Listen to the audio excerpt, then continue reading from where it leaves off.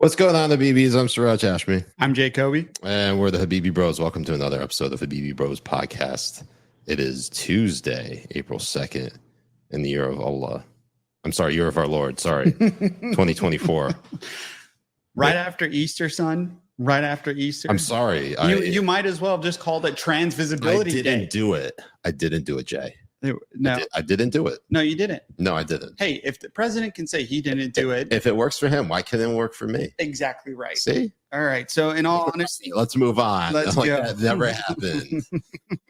Exactly. How you doing, Jack? Wonderful. How you been? You know, it's a little crazy. As you are well aware. Yes, absolutely. You know, it really does take a village. Oh, dude, it absolutely certainly does. And if you have no idea what we're talking about, that is having to poop. And dad life, basically. That too. Actually, It's really funny. Right before the show started, you know, I'm putting baby to bed, or trying to. I thought you were going to say you're putting out. I'm like, I hope so. After waiting this long, you better. Whoa, Jay, it doesn't take me that long. Okay. They call me 1 minute man for a reason. All right. And by they, I mean my wife. Hey, it only took 1 minute and you got a beautiful and you have a beautiful baby. As a result. Exactly. Subhanallah. Yes, that's right. So welcome to the show, everyone. I did say that I was saying something about how the fact that, you know, it doesn't matter. Let's keep it moving. No, it does take a village raising a child. And it seems like something that some people do really well. And there are a lot of people who don't do it very well. But as long as you use them for political gain and say how much you love them to the public, then it doesn't really matter. Right, Jay? Absolutely. Here, pretty soon, we're going to start using your baby for merch and to promote the show, like the whole thing. Inshallah. Inshallah. So we have a jam-packed show for you tonight. You know, we got things like Easter Sunday, the Biden administration, well, not even the Biden administration, the Biden White House, basically prioritizing LGBTQ community because they care more about that, or it's the new religion. We got RFK, we got news out of Israel, and we also have I never thought I'd say this, Jay, women's basketball. So stay tuned for that. Hit that like and subscribe button. Make sure you go check out our locals. We have a stream that's currently running on our locals at the same time as this Rumble stream. So we're gonna do a little after show there. Yeah. So come hang with us. Yes. But one thing, while everything was happening in while you were taking care of your child, an earthquake hit Taiwan, 7.5. There are a few reports that buildings have been collapsing, and then there was also an aftershock of a 6.5 as well. I know it's kind of heavy, like getting into it, but it's just gonna say, Jay, it's breaking news right now. It's just happening. So if you guys are the thoughtful or praying type, just make sure you can pray and send your thoughts over to the people of Taiwan going through this. I mean, it's like 8:30, 9 a.m. over there right now. So it's a pretty devastating thing to happen first thing in the morning, waking up. Almost as bad as that one day in August in Japan. Oh, I thought you were gonna be like, it reminds you of that one day in 9/11. Or that. No, but yeah, sorry. I just wanted to put that out there. Why are you like completely ruining the vibe? Okay. You know, you say that after you made a joke. Right afterwards. There's no vibe we're ruining here. Oh God. Yeah, the vibes. The vibes are immaculate. Iron John 123. Where are you guys? Because it's Wednesday, 3rd April in Europe. we're based in Florida in the United States of America. Yeah, where freedom reigns. America. Okay. Where freedom reigns and the trans religion is taking over. Yes. So but it's okay that the trans cult is taking over, because apparently it doesn't matter to the corporate media, so why should it matter to the rest of America, right? No, absolutely, it doesn't matter to that, and they're holding weight for the administration as well. Now, look. Wait, holding weight? Water. Sorry, that's the saying, right? It's holding water. Carrying water. Is it carrying water? Pretty sure it's carrying water. Not holding water. I mean, it could be carrying weight. I don't know, Jay. Whatever it is, the media is acting like the press department of the White House when it comes to what happened on Sunday, because even though this has been a date set, March 31st for Trans Visibility Day, like 4 or 5 years ago, the fact that the way that the Biden proclaimed it in a statement for Trans Visibility Day compared to his statement about Easter, and then the consequential admin officials all posting about Trans Visibility Day and not really posting about Easter. And this also comes after the fact that they were banning any Christian symbolism when it came to painting the eggs for the Easter egg hunt. Also, I was reliably informed that there was no footage of Monday's Easter egg roll at the White House, which is something that's been broadcasted like live for, I don't know, at least since his resurrection, since Jesus, since Jesus rose from the dead. I mean, that's they've had the Easter egg roll at the White House for that long. And I mean, the guy made a more heartfelt statement for the start of Ramadan than he did for Easter, and he's supposed to be a Catholic. I recall some bishop in Washington calling Biden a cafeteria Catholic.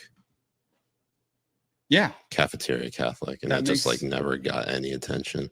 It is really wild. I was listening to Steez's podcast, Versus Media podcast, that you find that on Substack.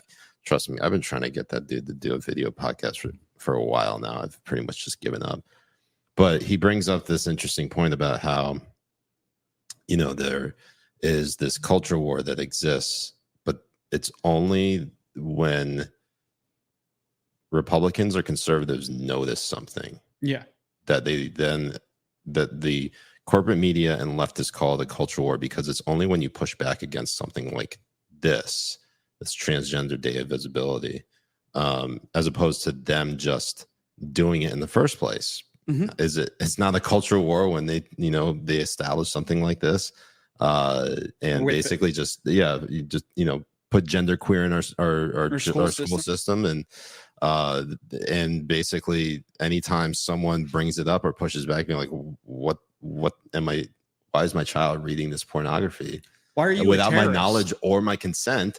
And all of a sudden, boom, why are you a terrorist? And then boom, Department of Justice, get on, sick 'em boys. And they did that, and they want to pretend that wasn't happening, that they didn't issue those statements that those parents who are disturbing these parent-teacher conferences should be considered terrorists. I mean, it's stolen valor for one, Jay. Okay, absolutely is. But you're to your point, you're absolutely right. There was no discussions on putting this stuff in schools. There was no discussions on gender affirmation care being the golden standard onto any child ages 7 to 14, saying that they're not in the right body to go through medical and chemical castrations. And then when you're like, hold up, actually, why are we giving children medically castrating drugs that we give a rape convicts? Yeah. Like, people convicted of actual rape. Why are we doing this to 12-year-olds? And then they're like, why are you a bigot? Yeah, why are you focusing on this? You wanting to give hate? Why are you the one who want to kill all trans people? And it's like, look, given enough time, that 40% goes up of trans people killing themselves. So they don't need us to talk back to them. It's actually interesting because they pretty much take care of that problem themselves, right? Absolutely. And, you know, it's a bigger issue because you're affirming a delusion to these people. And if the delusion it doesn't go one-to-one with reality, then they're crushed. So in reality, like in honest truthfulness, if you're like really like considering the fact of the matter, is that anyone who pushes this idea that gender affirmation care is actual care is the person holding the knife. They should just go slit the wrist of them, tie the noose for the kid, because that's what they're doing. So, yeah, I mean, they're accelerating their own demise for sure. And they don't care who they hurt because it advances their own agenda. They can use that as a way to, it's almost like a circle jerk for liberals. Like they basically can tell other liberals, oh, well, I got a trans child in my class. Like, do you have any trans children in your class? Well, and you also see these you parents don't, you're push bigot. It. Yeah, and you see these parents like celebrating that they have a trans child and everything. And we have but like at the same time, like, do you like those people are just as deluded? In fact, like we've talked about how that's basically child abuse. Yeah, but we don't ever talk about the parents of children who are pushed into this by their schools and they don't want that. Like they obviously they love their children. They only want the best for them. I feel like there would be more parents speaking out about how these kids' lives has been ruined. Well, it is happening. We're seeing a lot of it happen, but I want to get to this one comment real quick from Be Happy 731. Why would a 7-year-old know about transgenderism? Because it is in schools in places like California and in Seattle that they actually hide discussions about gender identity between a teacher and a student from their parents. And they're pushing these things like gender unicorn, gender spectrum, all of these things at the ages of 7 and 8 and 12, like before they're learning their fucking timetables. Whoa, language, Jay. This is a family show. Before they're learning their fudging timetables. They are putting through this. They go through like 13 different gender spectrums. It is delusional for sure. Oh, and these children can be molded into thinking and doing anything you want them to. I mean, this is akin to Hitler's Nazi youth. Right, they're Hitler youth. It is the same kind of brainwashing techniques that they're doing. And then they say you can keep this a secret from your parents. Only you and I can talk about this. Your parents aren't your friend. I am your friend. Right. I'm your confidant. And then they start cutting those ties for the end goal to cut the dicks off of the little kids. Yeah. So just getting back to this Transgender Day of Visibility post from POTUS, which, by the way, you know, we can't expect an 80-year-old, 81, 82-year-old to write their own tweets.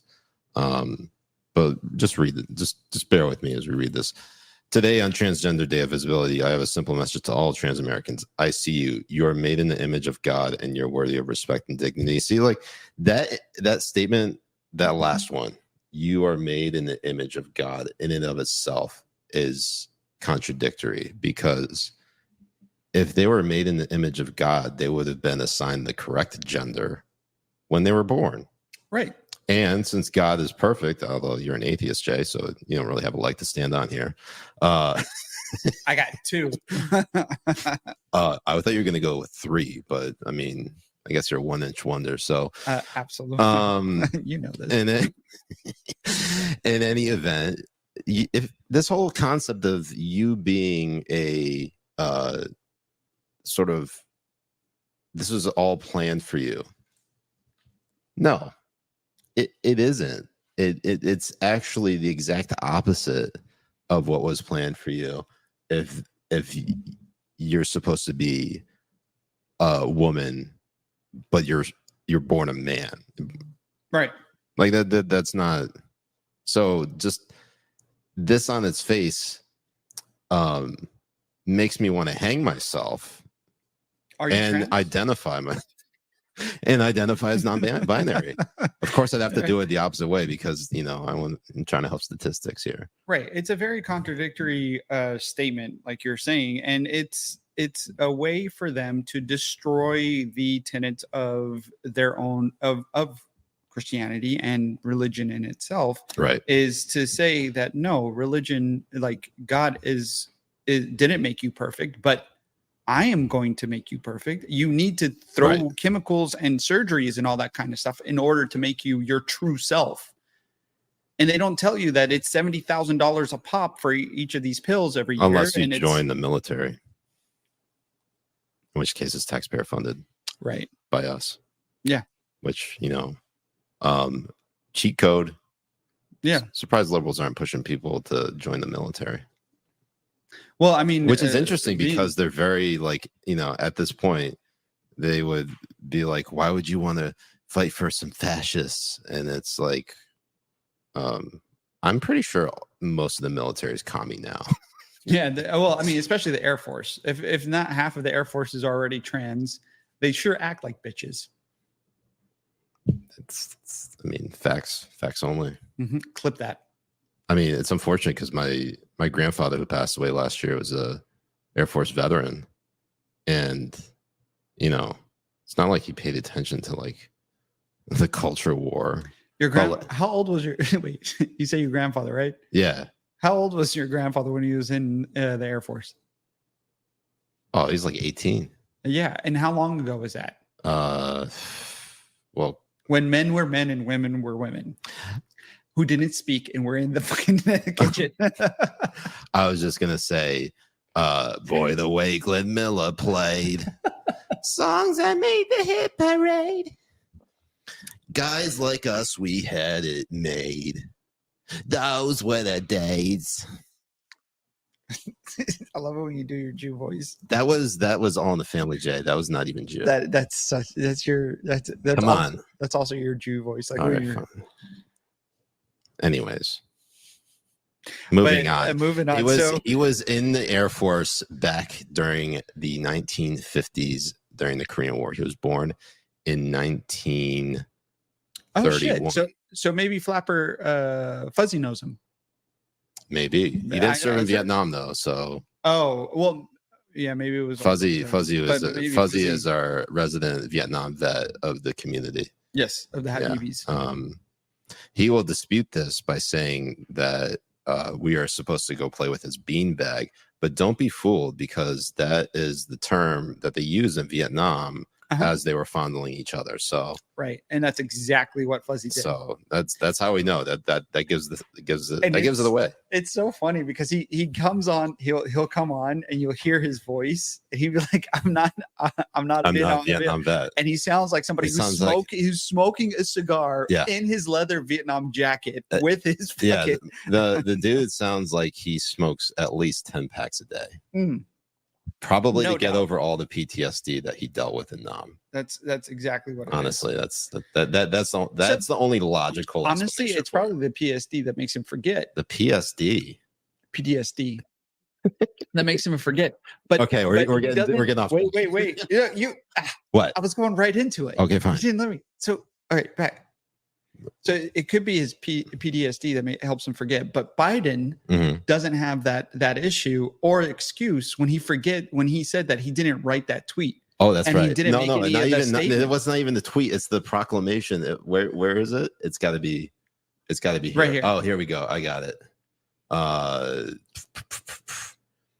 right. So, Philip Melanchthon Wegman, who is a White House reporter over at Real Clear Politics. By the way, Philip and I used to work together at the Washington and date at the Washington Didn't you guys go into the office wearing the same thing one time? There is a photo that exists on the internet. Me and him standing side by side wearing the exact same outfit and not coordinating or planning that at all. And it is the same color gingham shirt and plain khakis. And it's really funny because that is the uniform of DC fucktard journalists. Like, it's fucking insane. Hey, language. Okay, DC piece of poo-poo journalist. You gotta work on your vocabulary, Jay. You know what? Poo-poo is not a... No, it's not. What is it? It's like what Bubba always says, like the it's like intellectually weak when people swear. You never heard that? Yeah, I have. Because they have no other words. It's from people who can't argue with strong alphas like me. Okay. Anyways, Wegman tweets out, I didn't do that, Biden said when asked about proclaiming Easter Sunday Trans Day of Visibility. Asked about Speaker Johnson's claim otherwise, the president replied he's thoroughly uninformed. Which part is he uninformed about? And also, he didn't do that.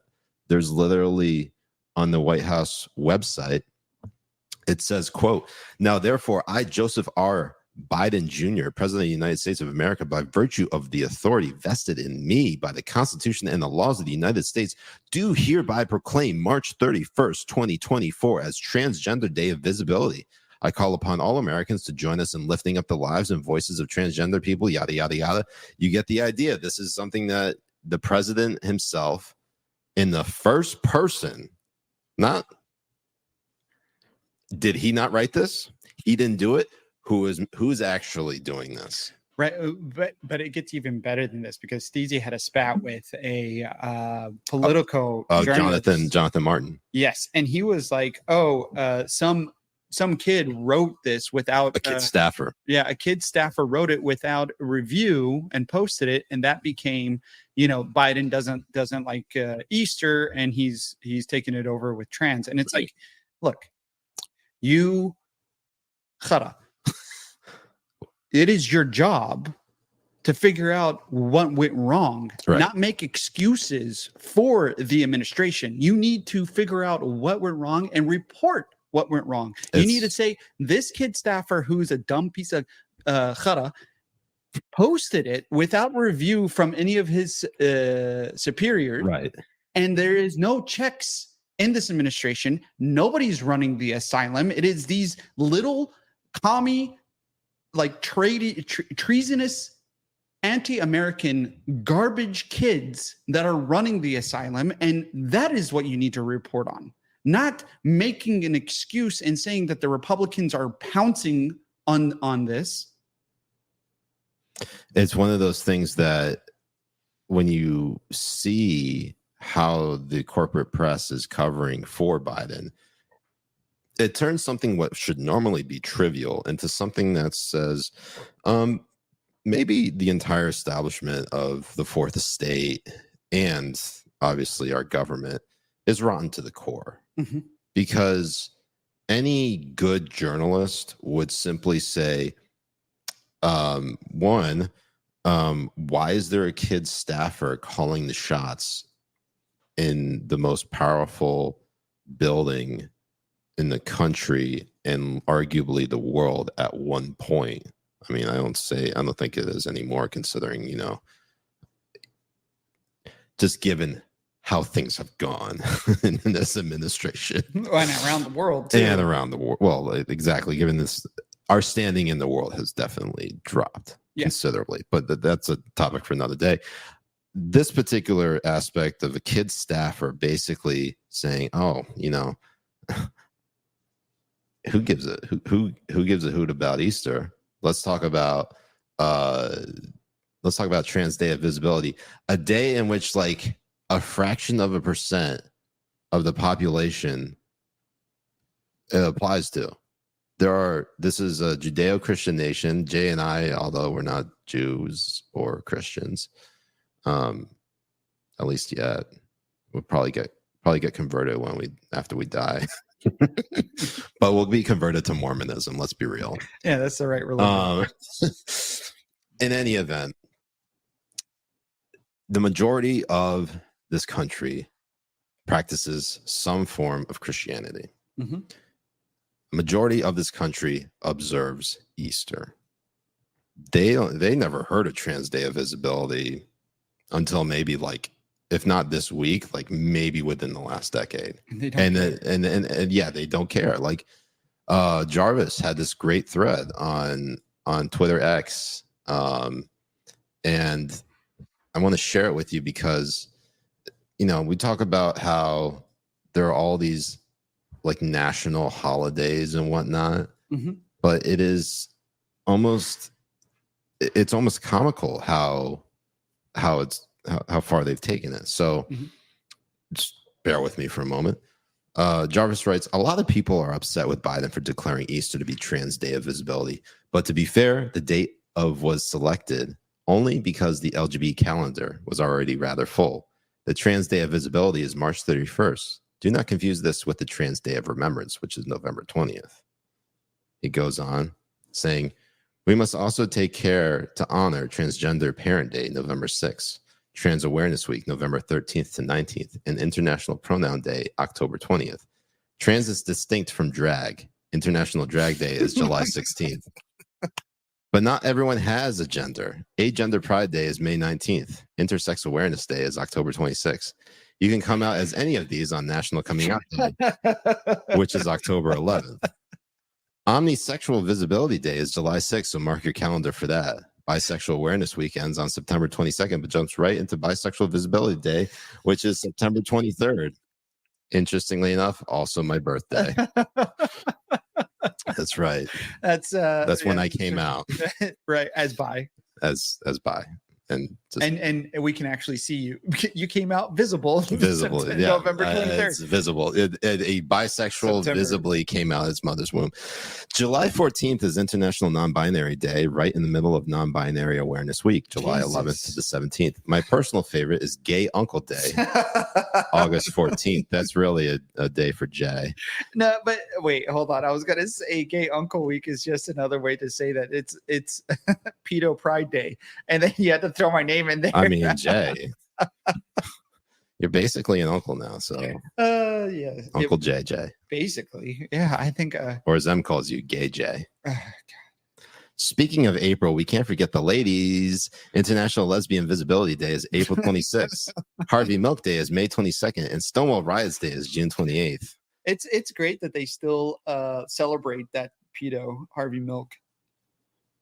I know like next to nothing about Harvey Milk. He pretty much groomed a child and sexual relations with him since he was 16. The child was 16. He was like 40 something.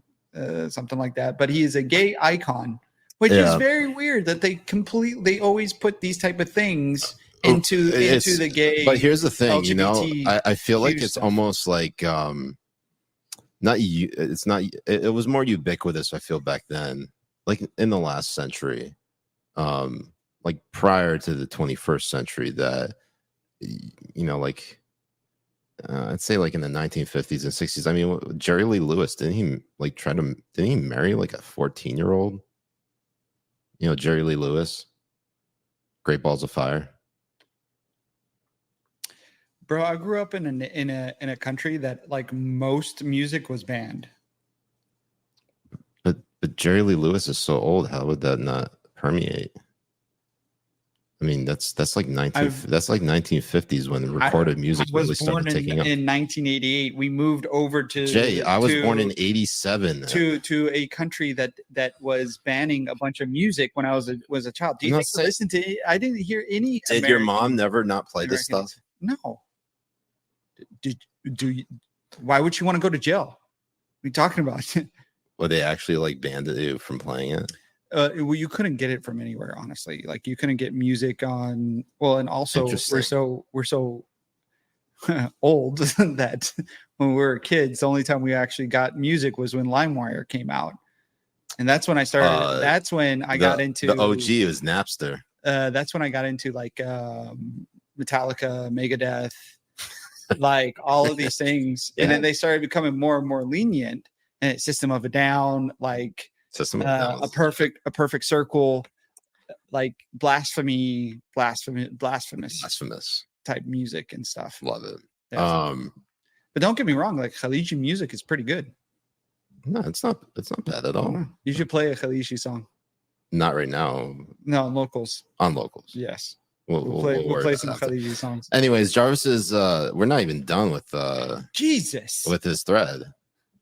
Jesus is right, considering that we're just, observing Jesus. What the hell? I mean, and it's so crazy because these people are like, we just want to be left alone. And then you have all these proclamation days for these people who say that they want to be left alone, who want to shove their penises into women's faces in locker rooms. Like, these people don't want to be invisible. They want to make sure that they can get you in trouble, that they force you into their delusion as much as possible, that they use the government's gun in your face, just like they want to put their penises in your daughter's faces and go into women's sports, go into their locker rooms. It's disgusting. It is. Anyways, Jarvis's thread continues. Pansexuality is widely misunderstood, so it gets a few days. Pansexuality and Panromantic Visibility Day is May 24th, but don't forget Pansexual Pride Day, which is December 8th. Spirit Day is October 21st, but I can't remember what that's for. Is it like Two-Spirit thing where they misconstrued what this Native American thing meant? Yeah, I think it's... And then they're like, oh, there's two spirits living in you? Yeah, one of them gay. One of them is gay. The other one is gay.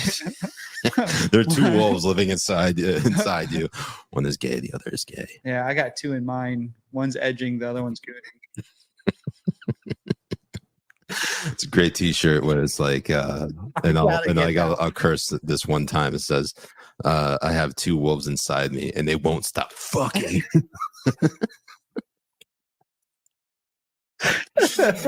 Anyways, Jarvis continues saying, a lot of people confuse Pride Month, June, with LGBT History Month, October. We must observe both, though, as well as Bisexual Health Awareness Month, March, and Trans Awareness Month, November. Human Rights Day is December 10th, and World AIDS Day is December 1st. Don't confuse either of these with HIV Survivors Day, which is June 5th. Oh, my God. May 17th is the International Day Against Homophobia, Biphobia, and Transphobia. You should also not be hateful on March 1st, which is Zero Discrimination Day. Discrimination is definitely not okay on the International Day of Silence, which is April 22nd. So in sum, while Christians might be bent out of shape about Biden taking over Easter, you see that his hands were tied. To be frank, Christians were being a bit greedy, demanding 2 days, Easter and Christmas, to celebrate their guy. You're not really leaving enough days on the calendar for the powerless and marginalized folks who never get enough attention. Beautiful. God. Just beautiful. That whole thread is just masterclass. It really is. It's so good. And to say that, Biden didn't do it, look, why would you admit to that? Well, right. And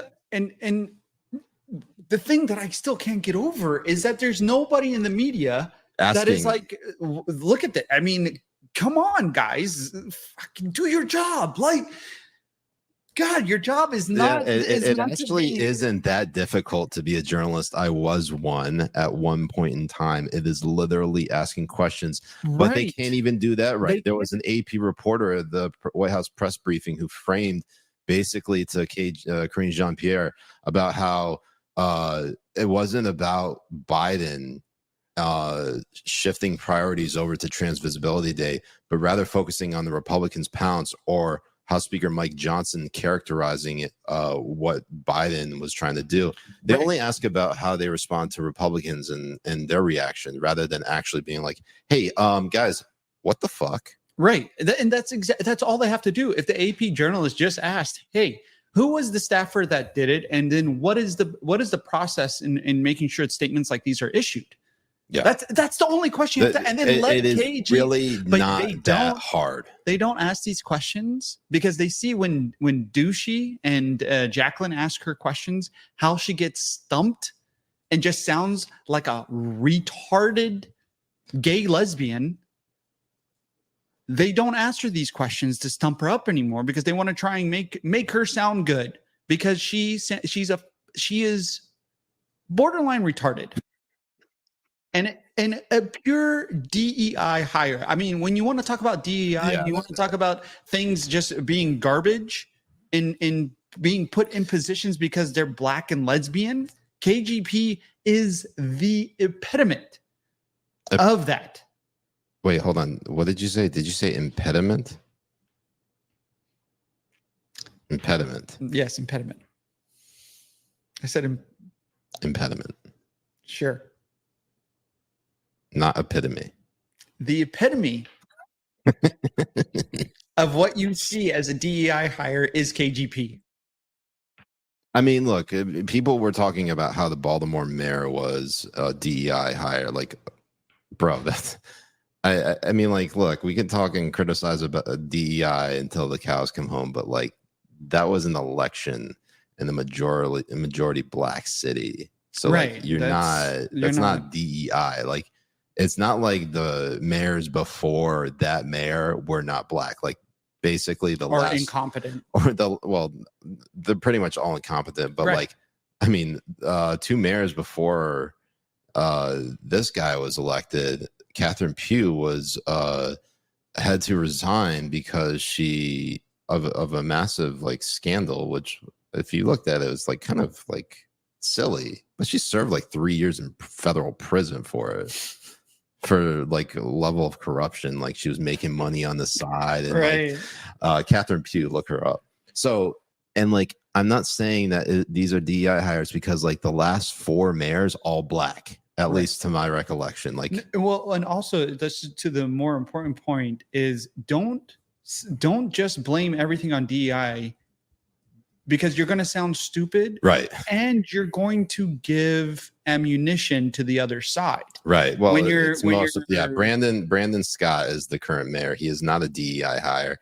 Who preceded him? Here, let me share my screen. Well, Jay, you go ahead and continue. Well, you're right, because you don't want to give these people ammunition to be like, oh, the DEI is just a boogeyman. You're just going to call anyone black a DEI hire. You don't want to do that, because you're just going to look stupid and you're going to look like a racist. What you want to do is you want to make sure that you're hitting it right on its head, like KGP, like what's happening in colleges, like the Harvard president Gay, like all of these different people, former Harvard president Gay. These people are complete DEI. Yeah, and you don't want to weaken. All right, so the mayor before Brandon Scott is Jack Young. Okay, before this is Catherine Pugh, who I just mentioned before. Before Catherine Pugh, Stephanie Rawlings Blake. Okay, before Stephanie Rawlings Blake, Sheila Dixon. Okay, before Sheila Dixon. The last white mayor is Martin O'Malley, who served also as governor of the state of Maryland. And he served as mayor. The last time they had an actual white mayor in Baltimore was 2007. Yeah, and honestly, from 1999 to 2007, it was still a shithole. It's not like Baltimore was considered at any point in time nice during that period. No, it wasn't. So I'm pretty sure The Wire was entirely filmed in Baltimore under Martin O'Malley's watch.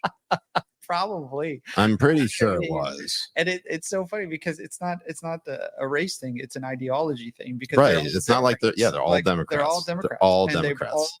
And they're all corrupt. And they've all turned that city into complete shit. I mean, Maryland is not a bad place. And Maryland's beautiful outside. Outside of Baltimore. They're nice. I mean, your parents live in Maryland. Yeah, they're actually moving. And then and my mom lives in Maryland. Yes. Right now, and where she lives is pretty nice. Where they both live, very nice. I mean, not a lot of black people around, but it's beautiful. People walk around, go on hikes, not worried about anything. I mean, it's wonderful. Although if you go to PG County, Prince George's County, it is actually it is the northeast of DC. It is the wealthiest black county majority black county in the United States. Oh wow. Yeah. Wait until it's gentrified. Bro, I'm pretty sure it's already gentrified, but I'm pretty sure it's not because Fuck it, let's just keep moving. In any event, this whole idea, though, I know we're kind of going off on the tangent here, but like the whole DEI thing with Karine Jean-Pierre, with Brandon Scott, it's only until recently that people have been talking about DEI as being some sort of racial slur. There was I don't know if it was Brandon Scott, but there was someone who said that DEI is basically the new N-word. Right, and allowing, which is not correct, because we can say DEI, but we don't say the N-word. We literally call it the N-word. No, exactly. But this is why calling everything DEI is detrimental in the fight against this ideology, is because they will start using it as a racial slur, because you have people calling the mayor of Baltimore a DEI hire. Mm-hmm. Like, this is not. No, I mean, it is absolutely retarded that people are using that label for Brandon Scott as a DEI mayor. Like, I don't know where the messaging came from, but it is obtuse, dude, over the top. You got people like Charlie Kirk. Like, of course it's going to be stupid and retarded. But you go and you look at Boeing, for instance. Okay. You have people calling what's happening at Boeing a DEI, but that's not what happened. Right. You have hedge fund managers, hedge fund manager and EBITDA guys cutting out the culture of engineering and safety within Boeing, right, for more profits. And I mean, the huge scandal that happened, especially with the automated system that they had in there, that they didn't want to claim was new, because they didn't want people to have to go through new training and have airlines spend millions upon millions of dollars for new training of pilots. Right. They said it was part of the old system. It's just an update. Right. And that's why you had 2 or 3 airlines crash.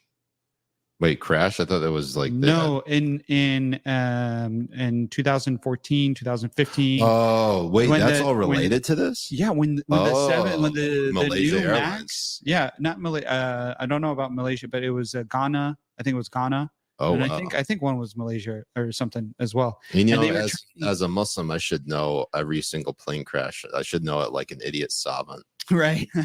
Just automatically. Yeah, like, oh, yeah. Oh, of course. 1997. Yeah, I know when that happened. Yeah. I know exactly what happened. I really need to brush up on my game. I'm sorry, guys. That's on me. All right. Yeah, I mean, Be Happy 731. Joy Reid absolutely is one, and then he's like, elected versus selected is different. Absolutely true. I think it's very important to understand the difference between the two, because when you start to criticize something and you are wrong, it is so much tougher, so much harder to defend you when you just don't get it right. So I don't know where the sloppiness came from. Right. But it needs to stop. It does. And the only person that I would say that you really need to follow in tune with this stuff, with CRT stuff, with DEI stuff, is Christopher Rufo. I would call him Ruffo. If he ever comes on the pod. I think he might come on the pod. I know. I mean, he follows both of us and we communicate a lot. So I don't know. Maybe I can get him on, and he can really expertly. There's no me in Habibi Bros. Nope, there's not. But there is an I. Couple. Yeah. Couple eyes, actually. Yeah, that's for us. Two eyes, one you, one me. Yeah, there you go. But he expertly breaks all of this stuff down. The way to talk about it, the way to go after it.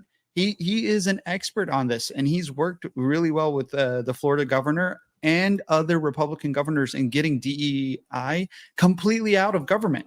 I mean, they have taken it out of multiple universities here in Florida because of the way he's able to talk about it and handle it. So that's definitely somebody you need to follow. Oh yeah, thank you. Ocean Breeze. It was in Indonesia, not Malaysia. It was Indonesia and Ghana.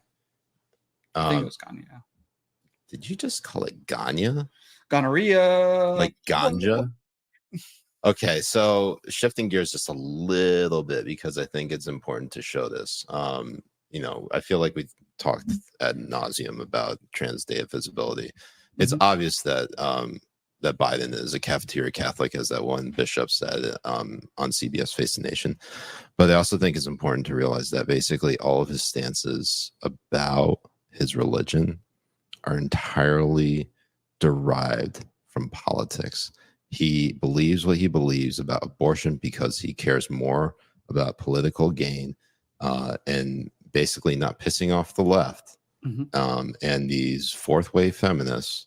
And he's more concerned about Trans Day of Visibility because he doesn't want to piss off the extremist LGBTQ people, the alphabet people, than he is of any Christian or Catholic that he actually would see in the church if he went to one. I don't even know if he goes to church anymore, considering well, I mean, everything that he's done, and considering that pretty much I mean, like, I'm not saying that like how you raise your children is a testament to, you know, how you are, you know, as a character. Every person has their own agency, and, you know, we all make mistakes, but the Biden family as a whole seems to be not really, like, if that's the company, if the type of people that Biden raised turn out to be the people that they are, like, it's not like it just came out of nowhere. It had to come from somewhere. And your parents have a incredible influence on how you view the world. So I'm not speculating that Biden is a bad father, but I think there's more to suggest that, if anything, his political career basically took precedence over him being there for his family. Yeah. And I think you're seeing the fruits of it. You know, Hunter Biden is already indicted. You know, they couldn't even get him on they couldn't get Joe on the classified document stuff because he's an old, feeble, you know, man with no memory. But on Hunter Biden, they got him on a gun charge. They got him on tax evasion, tax fraud, what you name it. But it all seems like very what's it called? It feels consolidate. It's consolation. What's the conciliatory? Ugh. I'm gonna mess it up and just start cursing because I don't know the exact word. But it feels like it's like making up for the lack of indictments on his father, on Biden. So I don't know where I was going with this, but in any event, yeah, I mean, at one point or another, like, the sins of the father really should, like, I mean, like, it's almost like it passed down to his children, and no one's holding the father accountable for what he's done to mess up his children. Well, yeah. Well, and also because a lot of this stuff is happening because Biden was involved with a lot of that shit with Hunter, and Hunter's taking the brunt of it. Yeah. And they're too unfair because Beau Biden's not getting any heat right now. I know. Not even in the burn pit. Nope. He was a hero in Iraq. My son died on Easter Sunday. My son Beau died on Good Friday. My son Beau died on the cross.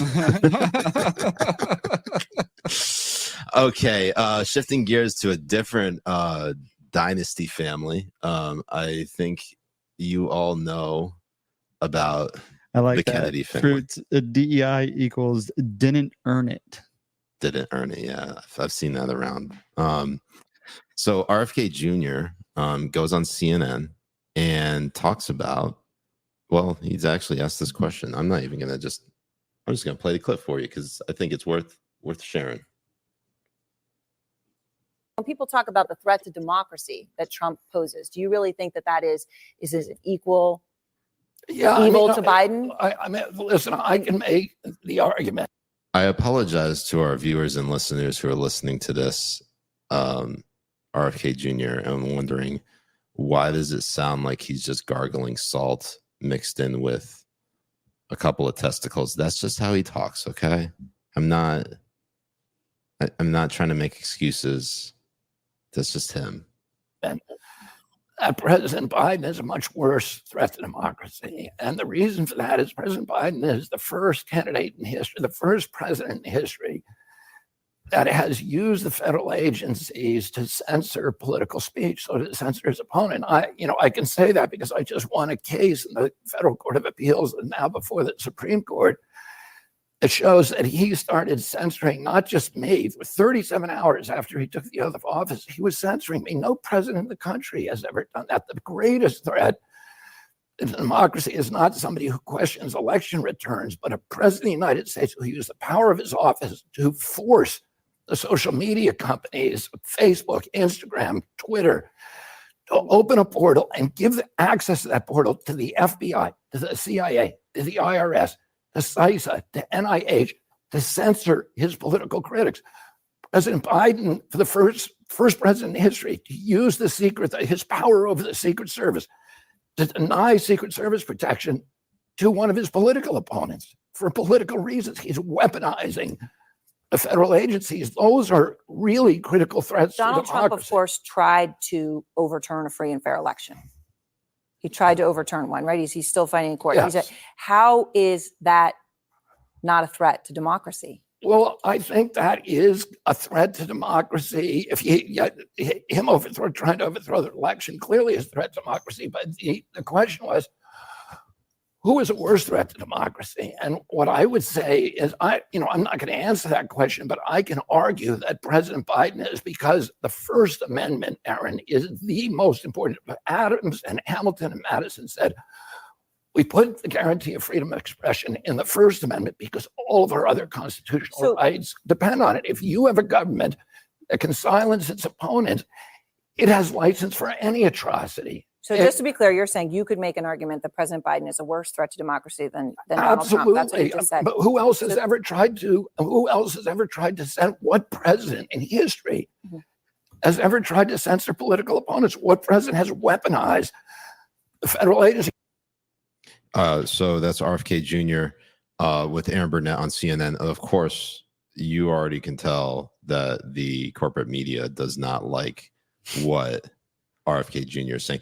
Not how he's saying it, because how he's saying it is more disturbing than what he's saying, considering just listening to him.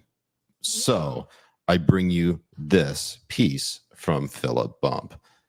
Misinformation spouting RFK Jr. muses that Biden is a threat to democracy. That's how they're characterizing it. Okay. Oh my God, this guy, and this is the guy who was like, who's like, I don't know what that means. I don't know I don't know what it means. So Philip Bump, if you're in the column, he doesn't even start off with like anything that RFK Jr. said. He's literally just going right into the vaccines, rather than focusing on like the merit of RFK's statement.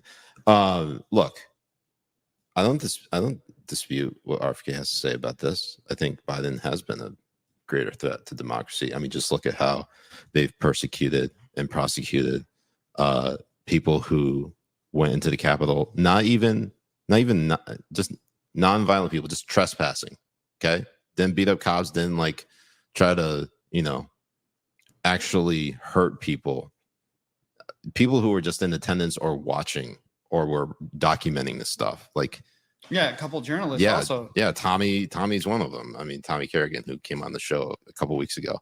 Like it's way over the top, and a lot of them haven't even been released yet. And look, I don't know why it's come to this point, but it's not about whether what they did was wrong. It's about sending a message, right? Don't ever try to. It's not like there aren't demonstrations that happen on the Capitol, in the Capitol, on Capitol Hill at all. Like, you go to DC, there's a demonstration happening like every week inside the Capitol. People doing sit-ins, people having some sort of protest march, whatever. That never gets reported on. In fact, it actually is encouraged. And you have people on the on the gates to the White House throwing shit over the White pro Hamas protesters are throwing bottles and trying to break into the White House and stuff, and nothing is happening with them. You don't hear any reports of people going after these type of violent individuals either, and the media doesn't report on them in the same tone either. No, it's all it's look. I get that there are varying degrees of protest, and you know, you obviously talk about January 6th, and I'd say that's more of a riot than anything.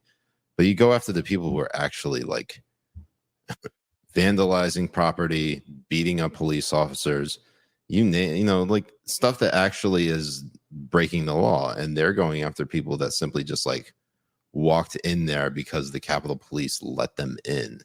Like that's something's got to give here. Like we've reached the point where you got Trump campaigning and saluting the January 6th like detainees, and that's now a point of discussion about like, oh, Trump is clearly a fascist. Look at him just saluting all of these detainees. Bro, he's not like, first of all, he's not even like saluting the people who were like rightfully prosecuted and convicted, like specifically on violent charges. He's talking about all the people that are wrongfully detained still. Right. Like, I get that like it's politics and people are going to constantly try to like, you know, blur the lines here. But whether Trump actually, you know, clarifies any of that is moot, because it's not like the media will give him an honest, No, they wouldn't, like an honest reporting. They never do it. Mm-mm. So, I mean, the guy said bloodbath, and they were saying like he was calling for a civil war. Right. So of course, they're never going to give him a fair shake. No, for sure. Anyways, we're approaching an hour here. Before we move over to our locals, Habibis, make sure you go check out 1775 Coffee. We got a promo code currently happening right now, where if you use the promo code 1775coffee.com/coffee bros, you get 10% off an order. We actually tried this coffee. It's legit. It really is. I mean, I also make it with I make tiramisu with it. I mean, it's really, really good. Oh yeah. Don't be a sleepy Joe. Drink 1775. Look at that. That's so sick. Yeah, it's a really good tab. Yeah, I'm glad you brought that up, because actually we really needed to display that. But yeah, you know, Rumble partnered with 1775 Coffee, and you know, it's thankfully it's actually very affordable. Oh look, there's Viva Frey saying it's damn good. Donald Trump Jr. Alex Zadra, where are we? Matt Kors, saw Matt last week. So yeah, I think it's really good. It's legit. It's really, really good coffee. And if you are actually building a website, then go also check out Rumble Cloud, which actually launched this past month in March. I think I don't know if there's actually a discount there, but if you want to make sure you're not canceled by, you know, the AWSs and the GoDaddies of the world, because anything you say could obviously be held against you, then go check out Rumble Cloud if you're looking to at least preserve your website for whatever reason. Business, doesn't matter. And if you don't, tell your friends about it. In addition to that, tell your friends about Habibi Bros, because Jay and I are trying to actually build something here. Yes. So this year there's a lot of things we're going to be doing and planning this year. Right. We're expanding, we're building, we're growing. We're very excited about it. Excited that you all can join us in this journey. And you know, if you join us on Locals, we're going to talk about we got something that actually we never thought we'd talk about: women's basketball. Yeah. So come join us on Locals. We're going to, you know, might get spicy. You know, I'm not entirely sure. Oh, we're taking our shirts off. That's for sure. We're definitely taking the shirts off. So Habibis, go join us over there. We will see you there. right? Meow.